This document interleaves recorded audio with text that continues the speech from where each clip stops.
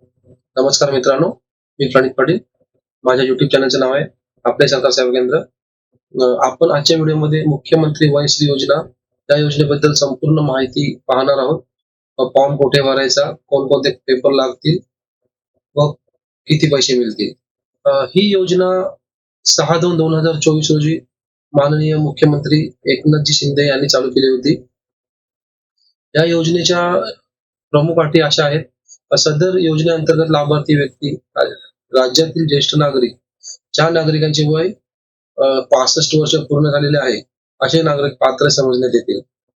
ज्या व्यक्तीचे वय 65 वर्ष आणि त्याहून अधिक आहे, त्या व्यक्तींकडे आधार कार्ड असणे आवश्यक आहे. या योजनेचा लाभ घेण्यासाठी उत्पन्नाची मर्यादा कौटुंबिक वार्षिक उत्पन्न 2 लाखाच्या आत असावे. त्याबाबतचे लाभार्थ्याकडे स्वघोषणापत्र सादर करणे आवश्यक राहील.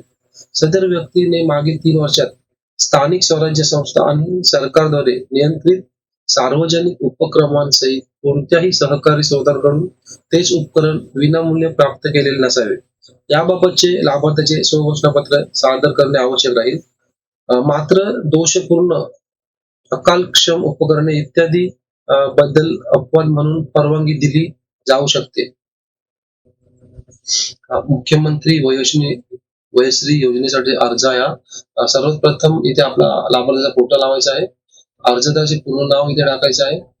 इथे वडिलांचे पूर्ण नाव, कायमचा पत्ता, सध्याचा पत्ता, जन्मतारीख, जात, शिक्षण, इथे आधार कार्ड क्रमांक, पॅन कार्ड क्रमांक असल्यास बँकेचा तपशील.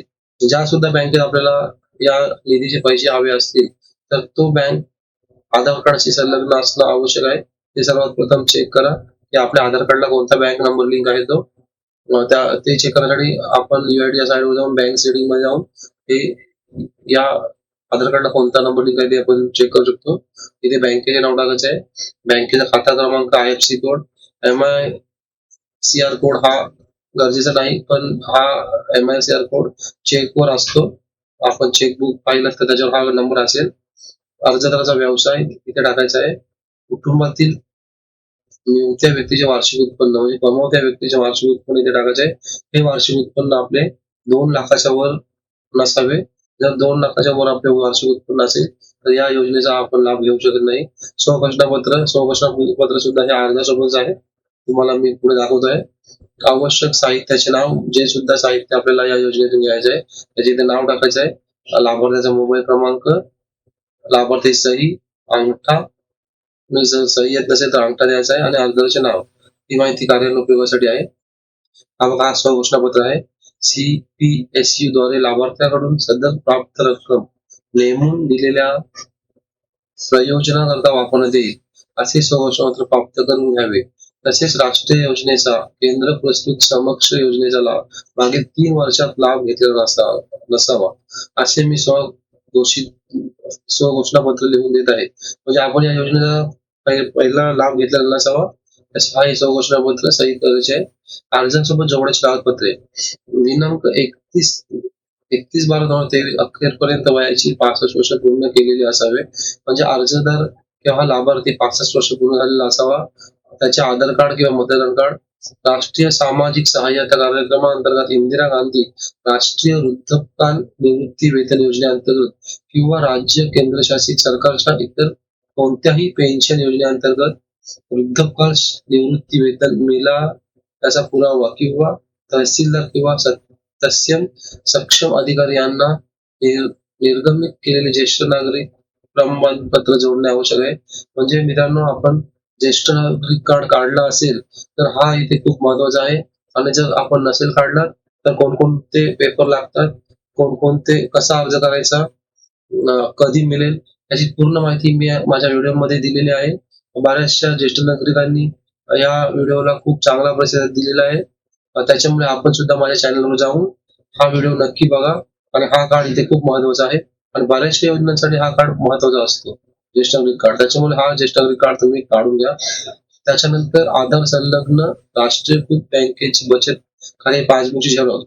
म्हणजे आपल्या आधार कार्डला जो सुद्धा बँक पासबुक लिंक आहे त्या बँक पासबुकची झेरॉक्स आपल्याला इथे जोडायची आहे. पासपोर्ट साईज 2 फोटो, एक फोटो वर लावायचा आहे, एक फोटो त्या अर्जासोबत जोडायचा आहे. उत्पन्नाचे प्रमाणपत्र लाभार्थ्याचे कौटुंबिक उत्पन्न वार्षिक उत्पन्न 2 लाखाच्या आत असावे. म्हणजे जो सुद्धा लाभार्थी या योजनेमध्ये लाभ घेत आहे त्याचे वार्षिक उत्पन्न हे 2 लाखाच्या आत असावे. स्वघोषणापत्र स्वघोषणापत्र आपल्याला अर्जासोबत दिलेलं आहे पाठीमागे, तो आपल्याला जोडायचा आहे. CPSU द्वारे लाभार्थ्याकडून सदर प्राप्त रक्कम नेमून दिलेल्या प्रयोजनाकरता वापरण्यात येईल असे स्वघोषणापत्र प्राप्त करून घ्यावे. तसेच राष्ट्रीय योजनेचा केंद्र पुरस्कृत सक्षम योजनेचा मागे 3 वर्षात लाभ घेतलेला नसल्याचे देखील स्वघोषणापत्र नमूद करण्यात यावे. उपरोक्त पैकी कोणतेही साहित्य खरेदी करण्याची यादी माहिती अर्जात नमूद करणे. या योजनेसाठी आपल्याला कोणकोणत्या वस्तू द्यायच्या त्याची खाली नाव आहेत बघा. चष्मा, श्रवणयंत्र, tripod, stick, wheelchair, folding walker, commode खुर्ची, नी प्रेस, लंबर बेस्ट, सर्व्हकल कॉलर इत्यादी उपकरणे खरेदी या योजनेतून करता येतील. हे स्वघोषणापत्र आहे.